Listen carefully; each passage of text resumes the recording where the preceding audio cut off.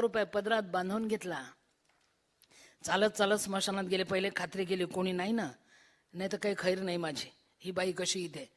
सगळे गेल्याची खात्री गेल्यावर मी स्मशानात गेले. प्रेत जळत होतं, तुकडे पडले होते मडक्याचे.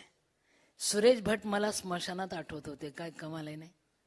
स्मशानात सुरेश भट मला आठवत होते. इतकेच मला जाताना सरणावर कळले होते, इतकेच मला जाताना सरणावर कळले होते. मरणाने केली सुटका, जगण्याने छळले होते.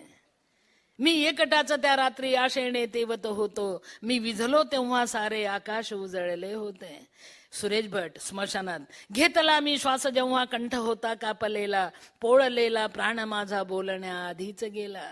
जीवनाची प्रेत यात्रा थांबली जेव्हा स्मशानी, घेतला काढून खांदा ओळखीच्या माणसाने. सगळे ओळखीचे माणसं खांद्या काढून गेले होते, मला मात्र ते तुकडे दिसत होते. प्रेत जळत होतं, उजेड पडला होता. मी एक तुकडं साफ केलं, दुसऱ्या तुकड्यातलं पाणी थोडंसं त्यात टाकलं. एका तुकड्यात पाणी पण होतं, पाऊस येऊन गेला असेल, देवाला चिंता. ते पदरातलं पीठ भिजवलं, तळात एवढी भाकरी केली, मी जगले कल्पना नाही. पेटणाऱ्या प्रेताचे निखारे ओढले, भाकरी त्यावर शेकली, भाजली, कटाकट्टा तोडून खाल्ली. पण त्याच दिवशी कशासाठी माहित आहे, गाव समोर दिसत होतं. मला वाटत होतं माझं रडणं ऐकून गावाचे 5-25 लोक येतील, मला मदत करतील, काय चाललं ते बघतील. किती आशा वाईट असतो.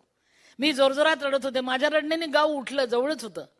गाव उठलं, सगळे लोक बाहेर आले. सगळ्यांनी सगळ्यांना सूचना दिल्या, अरे सगळे पोरं बिरं झाकून द्या, चांगले दारं बंद करा, बाहेर कोणी पडू नका, दारं पक्के बंद करायला विसरू नका. आज रात्री कोणी बाहेर पडायचं नाही बरं का, कारण स्मशानात भूत रडते बरं का, आज कोणी बाहेर पडू नका बरं का. त्यांनी बोललेलं मला ऐकायला येत होतं. कोणी मजजवळ आले नाही. मी जोरजोरात रडत होते. गावाचे कुत्रे माझ्या सोबत रडत होते. माणूस आलंच नाही.